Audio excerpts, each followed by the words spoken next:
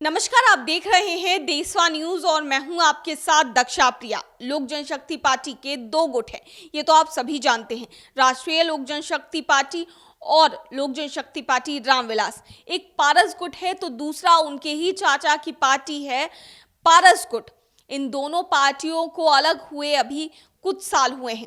जब स्वर्गीय रामविलास पासवान जी का निधन हुआ उसके बाद से ये दोनों पार्टियां अलग अलग हो गई। लेकिन अब इस पार्टी के टूट होने को लेकर एक ऑडियो सामने आया है। ये ऑडियो है जो पशुपति पारस हैं और उनके परिवार के करीबी हरिहर झा का ऑडियो है और साथ ही लोक जनशक्ति पार्टी रामविलास के राष्ट्रीय अध्यक्ष चिराग पासवान के करीबी कहे जाने वाले सौरभ पांडे का ऑडियो है। इसमें साफ तौर से बातचीत सुनी जा सकती है कि वो लोग ये बात करते नजर आ रहे हैं कि मुख्यमंत्री नीतीश कुमार के कहने पर ये पार्टी में टूट हुई थी और पशुपति पारस के साथ मुख्यमंत्री नीतीश कुमार की डील हुई है। आप खुद सुनिए ये ऑडियो। हाँ, तो प्रिंस ने भैया को ऐसे नहीं बताया था। प्रिंस को जो आप बता रहे हैं, भैया को प्रिंस ने ऐसे नहीं बताया था। जी जी, नहीं, हमने हमारे सामने जो बात हुई हम क्या नाम है आपको बताया है। ये किसी गंगा में नाटक डूब के भी यदि कहने की जरूरत पड़ेगा तो हम कहेंगे। नहीं, ठीक है, लेकिन ये चीज ठीक नहीं है यार। अगर भैया के साथ फैसले में सब लोग ऐसे करेंगे वो तो ठीक नहीं है ना। ये गलत। देखिए, कोई भी बात है तो परिवार में कोई बात है तो एक साथ बैठ के बात होनी चाहिए। इनका क्या इंटरेस्ट हो सकता है, चाचा का क्या इंटरेस्ट हो सकता है? देखिए, आपने सामने बैठिएगा तो मैं सारा इंटरेस्ट आपको नहीं, फिर भी जैसे एक लमसम उनका जो है, हमको जहाँ तक खबर मिला है पटना से भी हमारे कुछ जो जानकार साथी लोग हैं वो बताएं जिनका 2 महीना से मुख्यमंत्री से टाई अप है। हरिंदर फोन करता है वहाँ से। हरिंदर फोन करता है, इनको क्या नाम है मुख्यमंत्री से बात कराता है। उनको ये बोला है कि हम आपको यदि आप अलग होकर अच्छे कर लेते हैं तो हम आपको राज्य मंत्री के अनुमोदन। ये राज्य में, हाँ ठीक है भैया, ठीक है भैया, ठीक जी, ओके।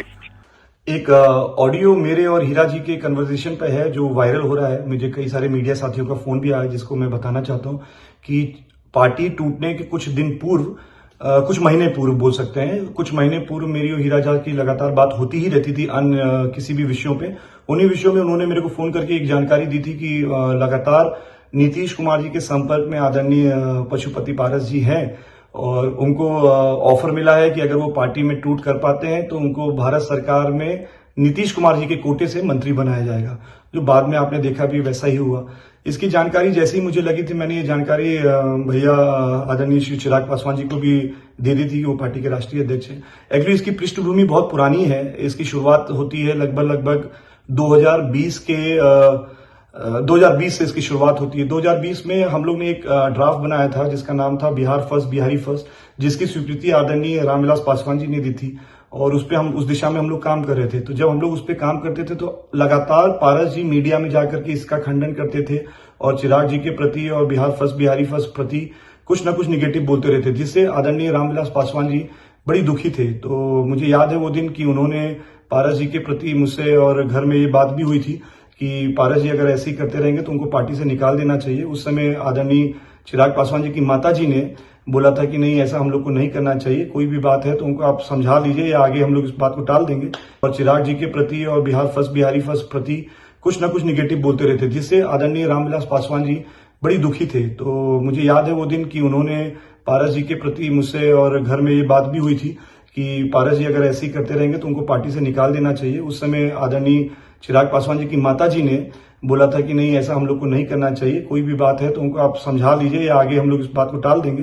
खैर ये बात वहां खत्म हो गई, लेकिन उसके बाद जब वो अस्पताल में भर्ती हो गए उसके बाद भी ये लगातार अपने बयानों से पलटे नहीं होते थे। उस समय पासवान जी को अस्पताल में बुला करके आदरणीय स्वर्गीय रामविलास पासवान जी ने कई सारी बातें बोली होंगी, मैं वहां मीटिंग में नहीं था, लेकिन उसका परिणाम ये निकला था कि अगले ही दिन पारस जी ने एक प्रेस कॉन्फ्रेंस की थी और प्रेस वार्ता में एक प्रेस रिलीज किया था, एक नोट रिलीज किया था जिसमें उन्होंने बोला था कि मैं बिहार फर्स्ट बिहारी फर्स्ट के साथ खड़ा हूं और चिराग पासवान जी के नेतृत्व में काम करूंगा। चिराग पासवान जो भी निर्णय लेंगे आने वाले आगामी विधानसभा चुनाव के लिए मैं उनके साथ हूं। और मुझे नहीं पता फिर उसके बाद क्यों आदरणीय रामविलास पासवान जी की मृत्यु हो जाने के बाद पारस जी ने बिल्कुल ही उससे उल्टे हो गए, मतलब जो बोल रहे थे और उसके एकदम विपक्ष में चले गए और नीतीश कुमार जी से उन्होंने डील कर ली। और बस यही मामला है, मुझे लगता है यही मामला मीडिया में लगातार आ रहा है और ये मामला पार्टी के पूर्व सहयोगी श्री कल्लू जी ने हर जगह शेयर किया है, कृष्ण कल्लू जी ने, और उनका मैं आभार देता हूं कि एक सच्चाई को उन्होंने बाहर लेके आया, उसके लिए हृदय से धन्यवाद और नमस्कार। देशवा न्यूज में फिलहाल के लिए इतना ही। बने रहिए हमारे साथ देश और दुनिया की तमाम खबरों के लिए। धन्यवाद। सिर्फ खबर दिखाना देशवा न्यूज का मकसद नहीं, देशवा न्यूज की कोशिश है कि समाज की सूरत बदलनी चाहिए।